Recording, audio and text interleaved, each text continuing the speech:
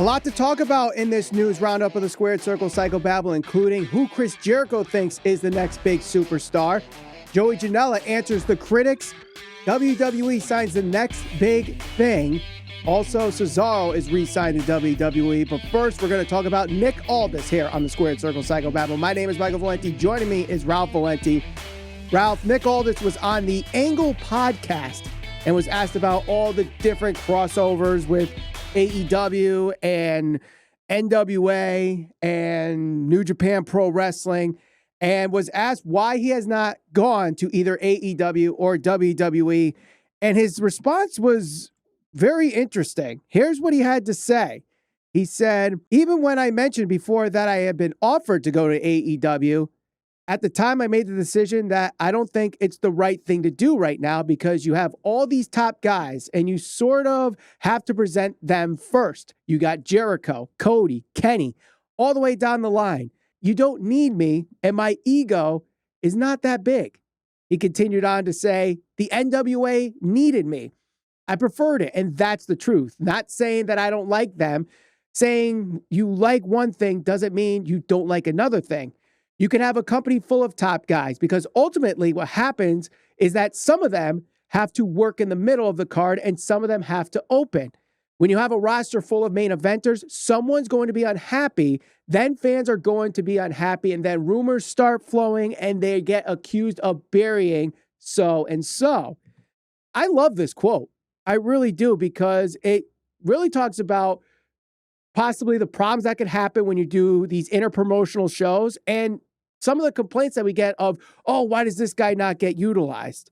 Yeah, and you know, he actually touched on a couple of different things. Probably the three biggest things. One, you talked about just kind of if he were to go there and you bring in top guys from all of the other companies, and now you have the top guys that are already established in AEW. Well, what does that do to some of the guys that might be in that upper to mid card?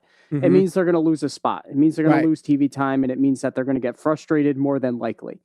So it really doesn't become all that different than the conversation we have about WWE all the time about them not establishing a mid card or certain guys that should be in the main event that get pushed back to the mid card because some of the part-time guys come back and end up working those spots. Not saying it's right or wrong, but that's one of the points. The other point that he talks about here is the fact that his title. He talks about that being the most important title, or trying to establish it as the most important title. I know right now one of the hottest storylines in AEW and just, I guess, in pro wrestling is Kenny Omega being essentially this belt collector. Mm-hmm. There's so many different things that we can touch on, whether it's been egos, whether it's been, guys that just don't want to do business the way that, maybe a booker, promoter, a business owner want them to do it. Money, creative control, all those things come into play, especially when you're considering guys going and working for a promotion or taking direction from a promotion that they may not even be contractually obligated to abide by. So if Nick Aldis were to go to AEW and they said, look, you're going to drop your title to Kenny Omega, who's to say that he can't just be like, no, I'm not going to do that. And I'm sure at some point something like that is going to happen. It's just pro wrestling. That's how it is. Egos come into play quite often. Creative control issues come into play quite often. And I don't think that just saying, okay, well, it's AEW, it's different, is a legitimate reason why it may not happen again. Right. And I think a lot of people, they want these dream matches, title versus title. You have Kenny with the AEW championship, Ibushi with the double championship in New Japan, Rich Swann with Impact, and we need these title for title matches to see who's the ultimate champion. But what could end up happening, and Nick Aldis touched on this, like you said, if one champion goes over, does that devalue the other champion? And I want to bring up what Nick Aldis said around this question because he was asked about it. He said there's clearly a lot of interest in that because it gets brought up a lot. Whether there's any interest in that, I can't speak for AEW. If they are listening to the audience, and you'd imagine that is on their radar. But my personal thought on this is that I'm more interested in continuing to build the NWA. I'm very confident in the value of my world title, and I don't need to put it up against various other belts to try to argue its validity. I have Dory Funk Jr., Harley Race, Jack Briscoe, Ric Flair, Terry Funk, Dusty Rhodes to make that argument for me. And that's the question that we have to ask, does the title make the wrestler, or does the wrestler make the title? And I think when done right, it's a balance, and you don't need to necessarily have Aldis beat Kenny Omega to validate the NWA World's Heavyweight Championship. You don't need Kenny Omega to beat Rich Swann to validate the AEW Championship. You don't need Ibushi to beat whoever to validate the IWGP Heavyweight Championship. So these title for title matches, can muddy up the waters more than they clear them up personally. Yeah. And honestly, at some point, there's going to be some level of normalcy. Like when it comes to pro wrestling, like right now, everything that's going on, whether it's AEW working with New Japan, guys coming over from Impact, whatever the case may be, eventually, more than likely, the titles are going to go to their respective companies and be defended and represented within their rightful company. Right. So getting to that point is the difficult part, because, a lot of things can happen in between. Some guys may get upset because they're not in the heavyweight pick, or they're not in the championship picture, and they feel like they should be given that opportunity. So if you're spending time focusing on these storylines, promoting championship titles and interpromotional type matches, that's fine. And some fans are going to be into that type of stuff. But what happens once that's over with? What happens once it's time to go back to creative for just AEW, or creative just for NWA or New Japan, and so on and so forth? That may be difficult. And, you run the risk of driving off fans. You run the risk of alienating some of your own professional wrestlers and making them upset. And it's a give and take. Right now, I think that they're doing the best they can with it. But eventually, I think at some point, if they continue down this road, whether it's a mid-card guy who feels like he should be in the main event, or, guys that are upset because New Japan guys are coming over and taking their spots, something will happen. Whether it's on a small scale or a large scale, I guess it remains to be seen. But I do think something will happen in a negative effect somewhere.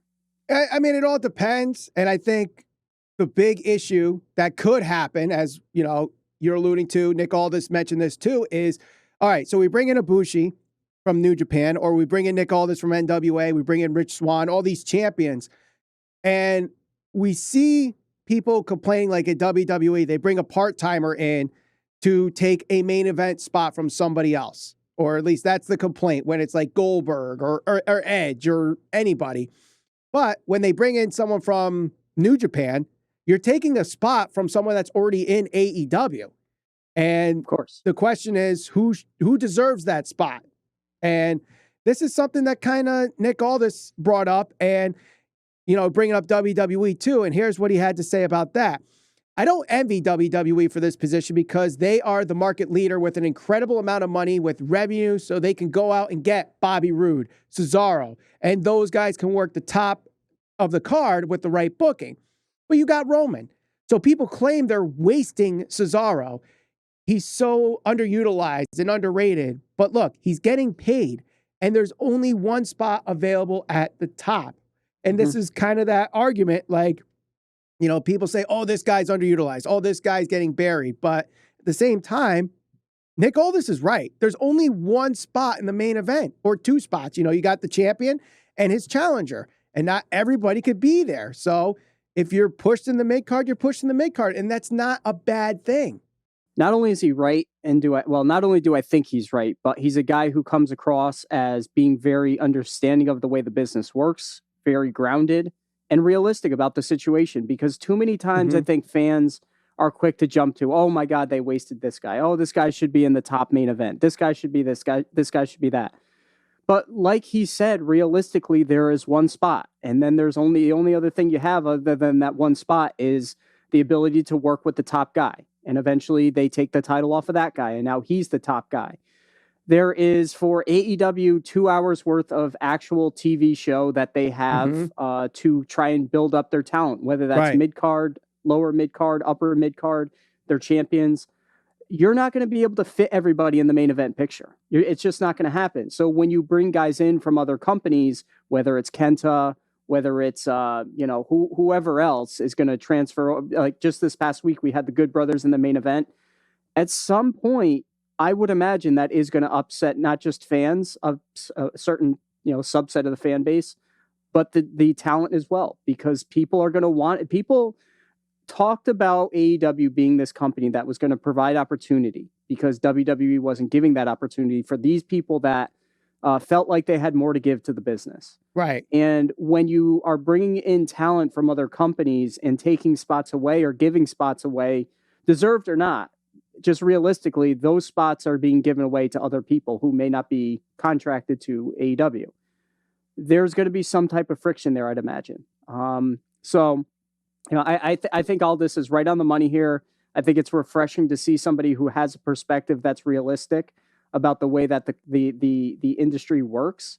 And I think that sometimes fans need to be a little more realistic themselves, because just saying a guy should be pushed because he's good in the ring, there takes so many other things to make a superstar and for a guy to be worthy of that spot. Not just the fact that they're good in the ring. And, obviously there can only be one champion on Raw and SmackDown and for AEW as well. So it's not as simple as, okay, well, this guy is underutilized. Right. And I think the trap that a lot of wrestling fans on social media, I'm not saying every wrestling fan, but one loss, oh, they're buried, or they're not the champion within 6 months. Oh, he's being underutilized, stuff like that. And I think certain things get overused just to kind of vent out a frustration, to kind of be the cool kid on social media. And it's just not the case. Well, that's kind of the society, unfortunately, that we live in now, with social media being such a prominent thing in a lot of people's lives. It gives people an opportunity to go out there and spin a narrative that can gain traction and get people behind it. And sometimes it's entirely BS, and that's not even necessarily, pro wrestling. I mean, look at today's the Super Bowl. Who's in the Super Bowl? Tom Brady. If you listened to the analysts midway through, they would have said Tom Brady's off the money. He shouldn't be playing anymore. He should have retired because he's thrown all these interceptions. He's just not the Tom Brady of old. While he's playing in the Super Bowl, he could have been the MVP, and he threw 40 plus touchdowns. 2 weeks ago, Conor McGregor fought Dustin Poirier, who, unless you're a UFC fan, follows MMA, you'd know that Dustin Poirier is a dog. He's a top guy. There's no shame in losing to Dustin Poirier. But what is the narrative that comes out of that? Well, Conor McGregor's old. He doesn't have the fire. He shouldn't fight anymore. He should retire. He fought a top guy. I mean, there's a winner and there's a loser in sports and in sports entertainment and pro wrestling. So to suggest that there's this narrative that if somebody loses, they're automatically buried. No, like, you can build anybody back up. Right now, we're literally having this conversation about a guy named Cesaro who got brought up, and who knows? I mean, he got re-signed, and I know we're going to talk about this, but it looks like he's at least on a path to get a better push than he's been given in a long time, and people are acknowledging that. So, one loss certainly isn't burying anybody. Nobody's saying that Daniel Bryan is buried having lost to Cesaro. So, it's just one of those things. People try to spin these narratives that just get taken way out of context and take a life of its own, especially now considering we have social media that is so prominent. Ralph, you did a very smooth segue into our next topic, because I figured you'd like that. Yes. Cesaro's re-signed. Now, Wrestling Inc. last week was reporting that Cesaro's contract was up after WrestleMania. Got some of the wrestling fans talking, oh, is he going to go to AEW? Is he going to go to New Japan Pro Wrestling? He deserves better. He's going to leave WWE and become the big star. Not even a week later, Dave Meltzer reports that Cesaro is re-signed to WWE. Not only that, he was supposed to get the big push in the gauntlet match that Shinsuke Nakamura got. So the question is, one, should Cesaro have re-signed with WWE? And two, do you think there's a big push ahead for Cesaro? Should he have re-signed? I think he should. I think this is the right call for him because, he's talented in the ring. Like I said, there's certainly no doubt about that. Nobody's going to try and justify the fact that I think that he's not a talented guy in the ring. Right. His issue has always been his charisma, his ability to go out there and cut a promo, his ability to go out there and command the room. Now, when you say get a larger push, I think right now he's on a path to get a bigger push than he's been given in the past. I thought that, maybe the best thing he's done to date was his work with Sheamus in the bar. Yes. He's going to have to try to get past that point in his career. He's going to have to add different elements. He's going to have to overcome the fact that, he really isn't a strong promo. So I don't think it's necessarily on Vince McMahon or creative or anybody else to suggest that, this guy needs to get a push because he's great in the ring.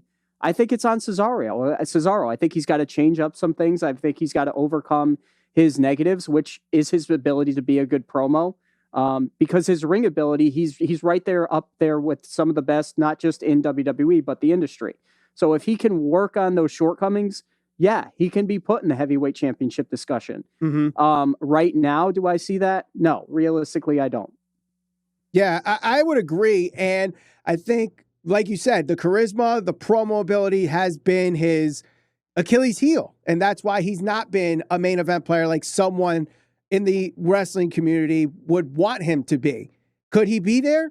Maybe, but it's got to come with work. It's not going to come from Vince McMahon and, telling him he's got to work on his promo. So Cesaro has to do it himself.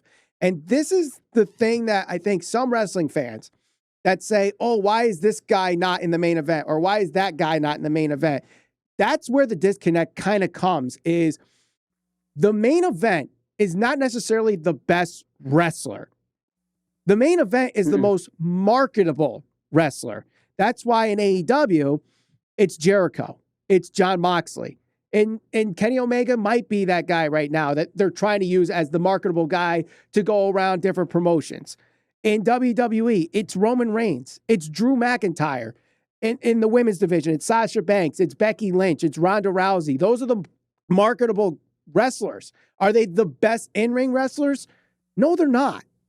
But are they the most marketable? Yes. And that's where the disconnect comes. Can Cesaro be marketable? As of what I've seen in his career in WWE, no. Can that change? Maybe. And it depends on what happens here. He's had some solid wins against Daniel Bryan in weeks recently.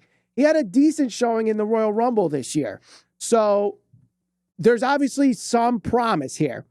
But at the end of the day, it comes down to what Cesaro does for Cesaro. It can't be Vince buried him, because he's given the ball. It's time to run with it. No. And that's one of those things, like, can you point to certain things and say maybe he should have been booked a little bit better? Yeah, I think you can probably make a case that maybe he could have been in that, upper mid card IC champion, which he's been there. He's done those types of things. Right. But yeah, I mean, you can't just manufacture charisma. You can't just create it factor. It just comes naturally to some people. And, there's been very, very few instances where a guy who's not necessarily strong in that charisma department gets the opportunity to win a championship. Probably the best example, and it's not even a good one because he's not the best person, to ever grace a wrestling ring, but certainly skilled professionally in the ring, is Chris Benoit. He was a guy that, never a strong promo. His abilities in the ring were second to none. So technical, so good, so aggressive. Unfortunately, a psychopath, which tainted his career and his legacy.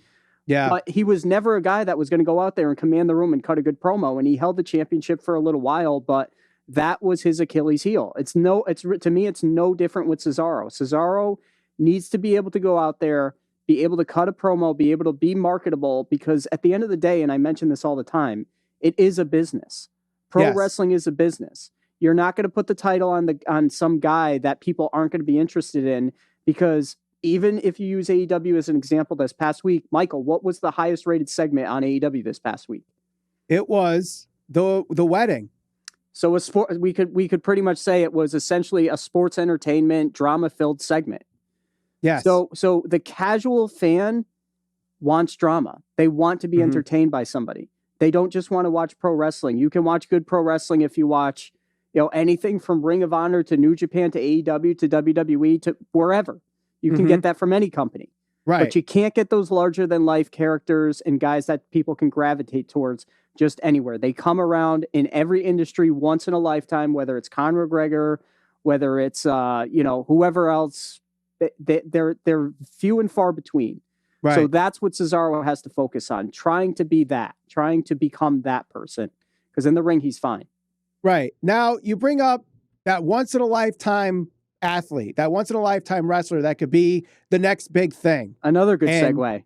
Another good segue, Ralph. Good job. 2 for 2. Now, the next big thing, or the self-proclaimed next big thing, is Parker Bordeaux. And I'm sure you've heard of the name Parker Bordeaux. No relation to Scarlett. Yep. He is a freakish athlete from the University of Central Florida. And both AEW and WWE had their eye on this kid. And mostly because it looks like he could be the illegitimate son of Brock Lesnar.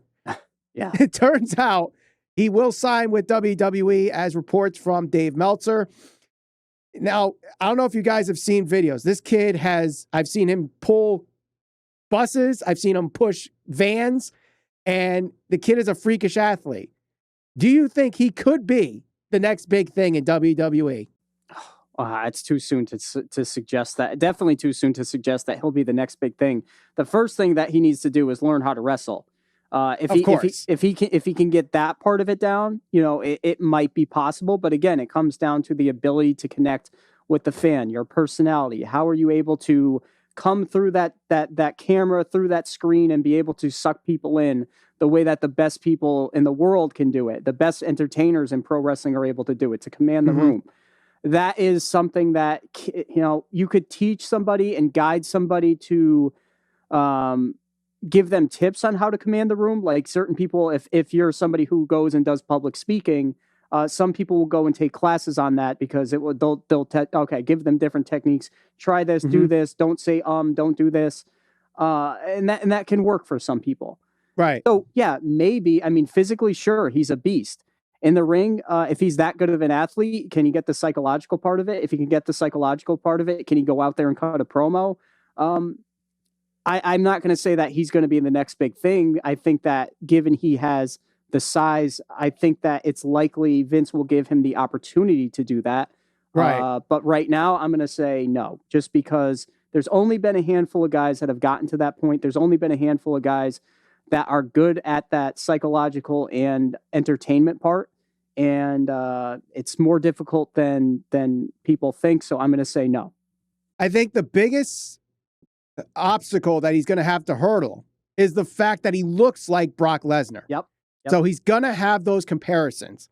Now, between now and when he goes to the main roster, he can grow out his hair. He could grow a beard. He could do whatever he can to kind of break away from he looks like Brock Lesnar. And that would really help him.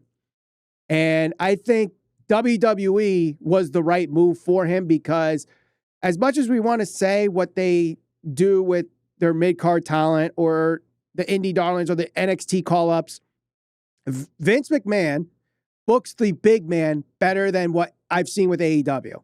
Yes. And, Archer, Cage, Wardlow, is anybody there that really feels like they're a threat in the ring? And from what I've seen right now, the big man, if there's one Achilles heel with the men's roster in AEW, it's the big man because they're not always booked like a big man. Well, and that's the thing too. I mean, you look at AEW's roster in comparison to WWE's, not just like on roster, but backstage. I mean, he's going to go to WWE and he's going to have a ton of guys that are going to be able to just kind of give him some guidance. Guys like Triple H coming up through NXT. When he gets to the main roster, he'll have guys behind the scenes like, I don't know, it could be Mark Henry, it could be Big Show, it could be Randy Orton. I mean, even a guy like Randy Orton, who most people would say, well, he's not a big guy. Well, Orton in comparison to NXT guys and even some of the guys on the AEW roster is a bigger guy, and he has worked with big guys. So Brock Lesnar, he's going to be able to get the knowledge transfer that he would need to get to the point where he can go out there and work confidently as a big guy. And even Keith Lee, to a certain extent, everybody made the big deal about him going to developmental. It wasn't because he didn't have the athleticism. It's because they wanted to teach him, in my opinion, how to work like more of a big guy. He'll have the opportunity to learn from some of the very best in the industry going to WWE and AEW. Off the top of my head, I can't think of any, legendary big guys that they have that are working backstage that could give them, that psychological edge in the ring and say, here's what you guys should do. Here's how you should work as bigger guys. Because, they just don't have that right now. because they're too new. So I think WWE is the right call for him for sure. Yeah. Yeah. And I mean, AEW, even to the extent WWE with the select few, the size of wrestlers today is definitely much smaller than it was 20 years ago. And some people will say that's kind of why the industry isn't as strong or popular as it is. But that's a different whole other debate. Sometimes it's just some of these wrestlers don't have physiques to make it look legitimate. And that brings me to our next story here. One, Joey Janela. Joey Janela is going for the AEW TNT Championship this coming week on AEW Dynamite. Some people questioning why should he be getting this opportunity when there's guys that have been there every week, not getting an opportunity. And he actually had a response for this, Ralph. Here's what he went onto Twitter, and this is what he had to say. He said, quote, "Why does Joey Janela get a TNT title shot when the last time Joey Janela got a win on TV? This is a phrase of the last 2 days. It's not like Cody did an open challenge series for the belt with random dudes. LMFAO. Darby wanted this match, and the bad boy is back." He went on to continue saying, "When other people do things, it's fine. But when it involves Joey Janela, it involves a lot of fans crying. Probably because I look a lot like you, but the difference is I get to wrestle on TV, have a super hot girlfriend, eat lobster whenever the F I want, and don't care. I'm living your fantasy life while looking average, and there's nothing you could do about it. So cry," with 2 laughing, crying emojis.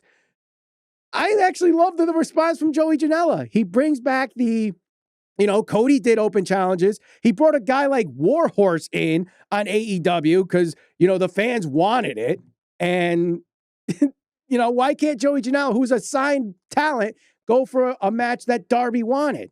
Because this highlights all of the things that are wrong with the way AEW decides to book things. Now, if you go back to, let's say, 2 months ago, they tried pushing Chris Jericho and Luther as some type of, 18 years in the making. 30 years, I think? 30 years in the making. 30 years in the making, when realistically everybody knew this was not actually anything to care about because Luther was not beating Chris Jericho. Is there anybody on the face of the earth that watches AEW on a weekly basis that actually thinks that Joey Janela is going to beat Darby Allin for the title? I highly doubt it. And not only that, but upsets happen. Upsets happen. It could happen. If Team Taz gets involved and costs the title and Joey Janela wins because of that, who knows?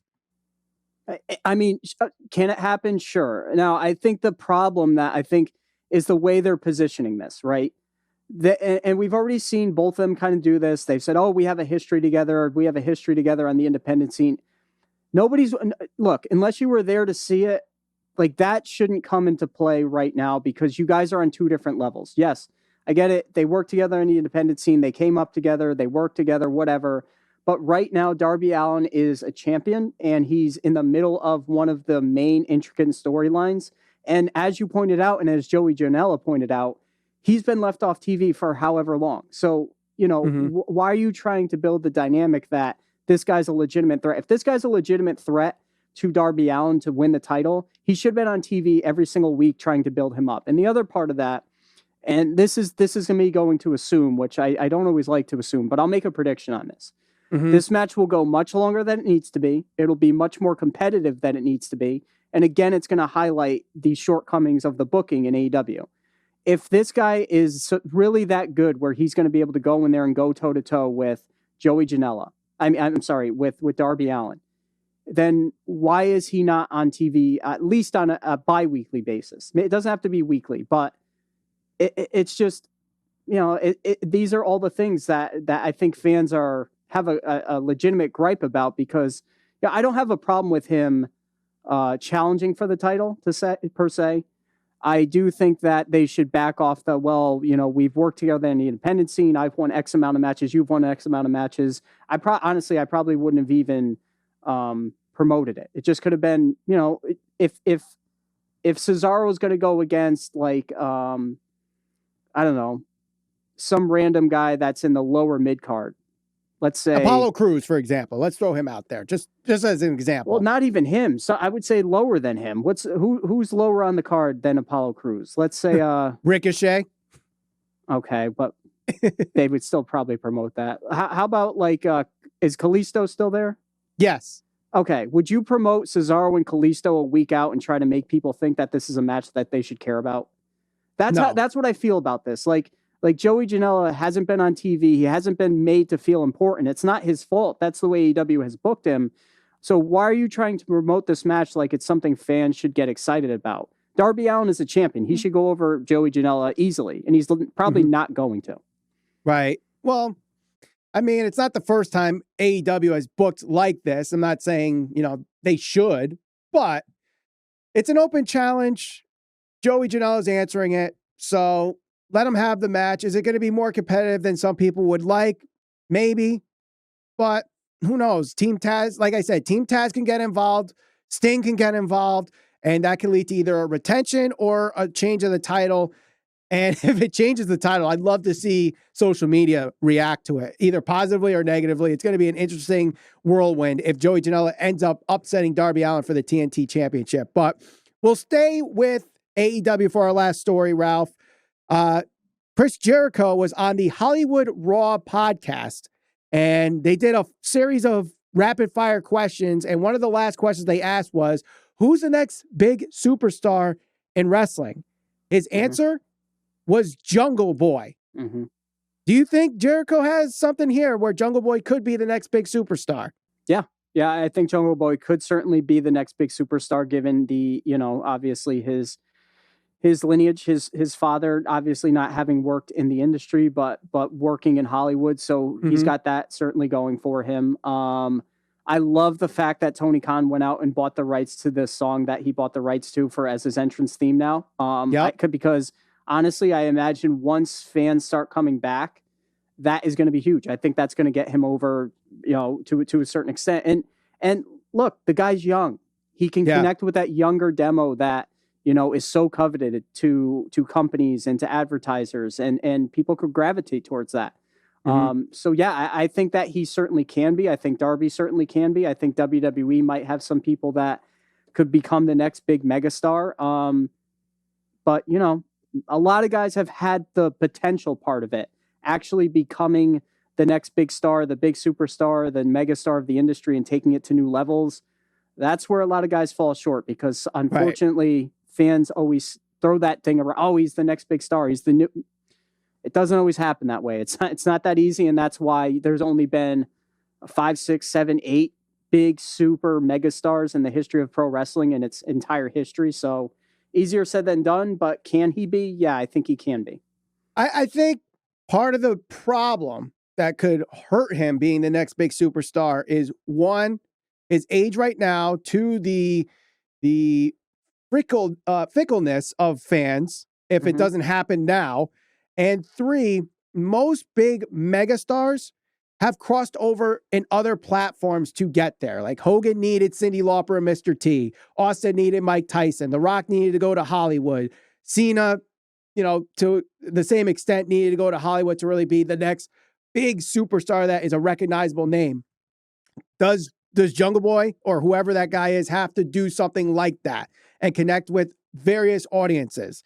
To be the megastar, you can't just be the megastar of the male 18 to 49 demographic. You have to pretty much be transcendent in every demographic possible. You need to gravitate towards women, which with his looks, he can. With his tie-in with his father, Luke Perry, he can.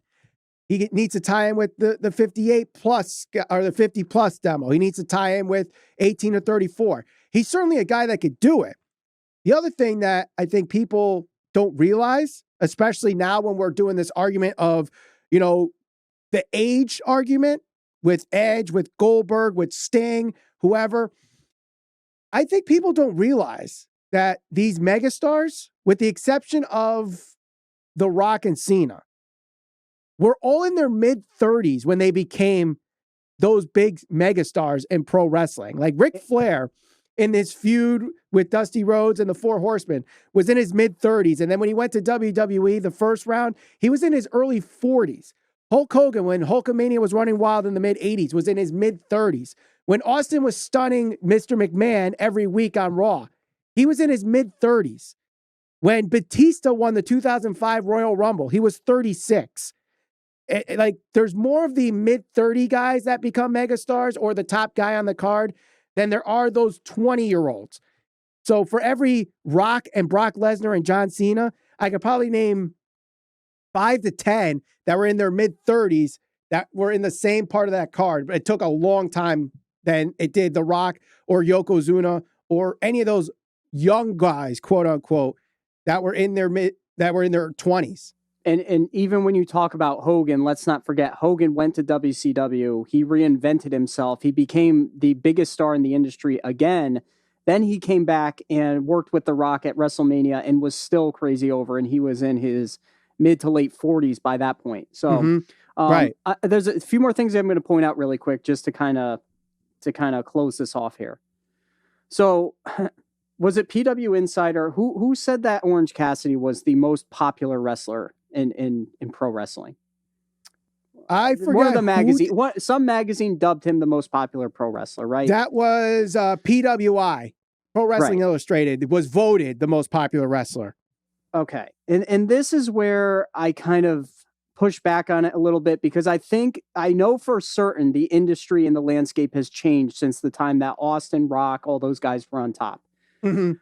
It's just that we haven't had a wrestler who's been able to put it all together to transcend the industry from just niche to just operating in a bubble to get to that next level.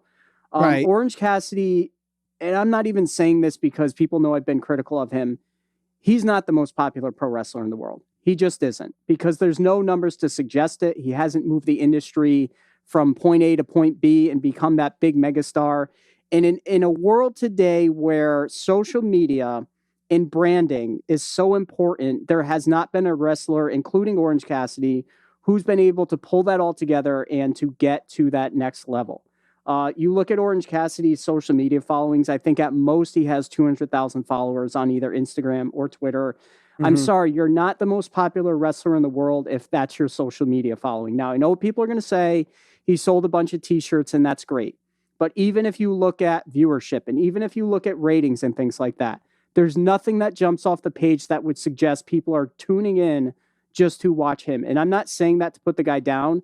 I'm saying this because people need to get things into perspective of where the industry currently is and what needs to happen for either a Jungle Boy or an Orange Cassidy. And I'm not saying Orange Cassidy can't be that guy. I'm just saying that right now, he's not. Darby Allin. Like, somebody's going to have to learn to brand themselves and to just get outside of the bubble of pro wrestling where people are like, oh my God, he's so gifted. He's so talented. Right.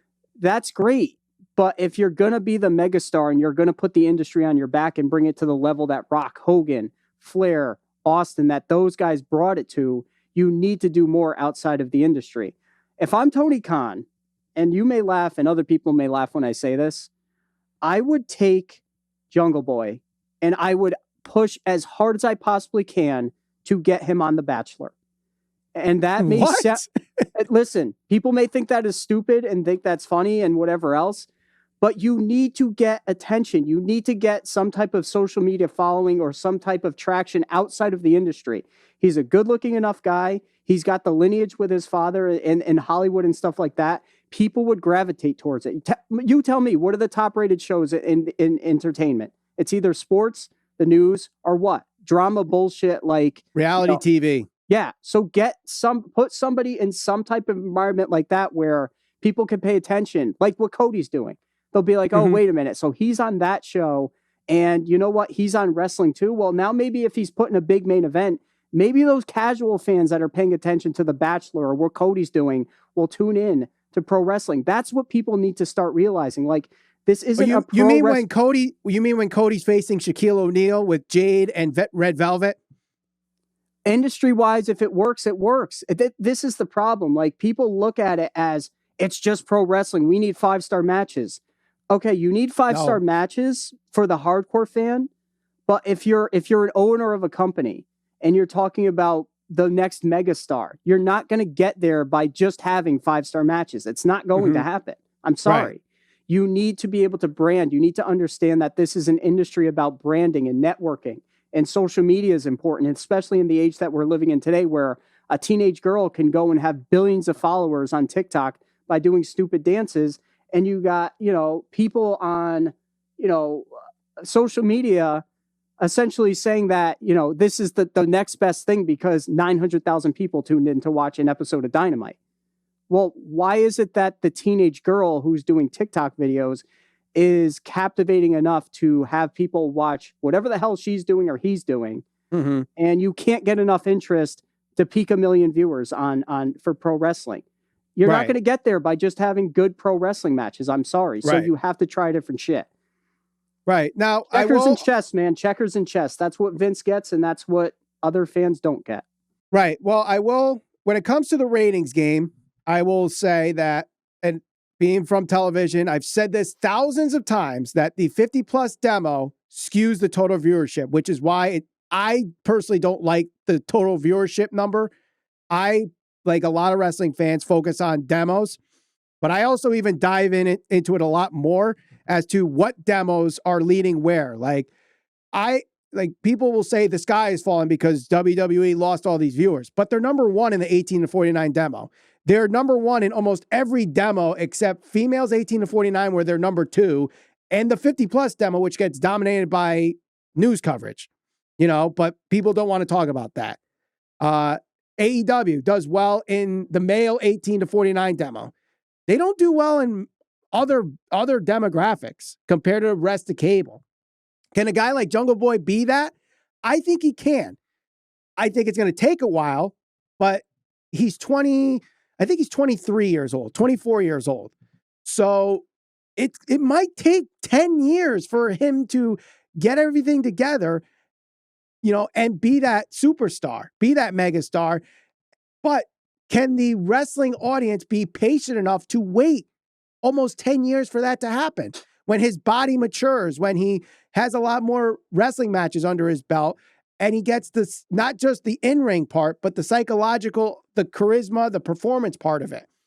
That's going to be part of it. And the other thing that needs to be part of it too is, with all these megastars that we've seen in wrestling, they've all had some villain or hero on the other side of the spectrum.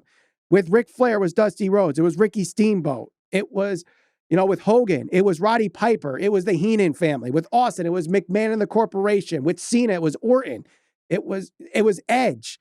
That's the other thing too. Can you find someone to balance with Jungle Boy? And I think that person could be MJF. And both of them, we already know they can have a great match. Can they put a story behind it? I think they can, with MJF's promo ability. Now, Jungle Boy needs to work on his promo. Can he? That's to be seen. I agree. Yep, I agree 100%. All right, let us know what you guys think of Nick Aldis' comments, what you think of Parker Bordeaux in WWE. Also, let us know who you think the next megastar in professional wrestling is. Don't forget to share us all over social media. We're on Facebook, Instagram, and Twitter at SCPB Podcast. Subscribe, hit that bell to join the conversation, and we'll see you on the next episode of the Squared Circle Psychobabble.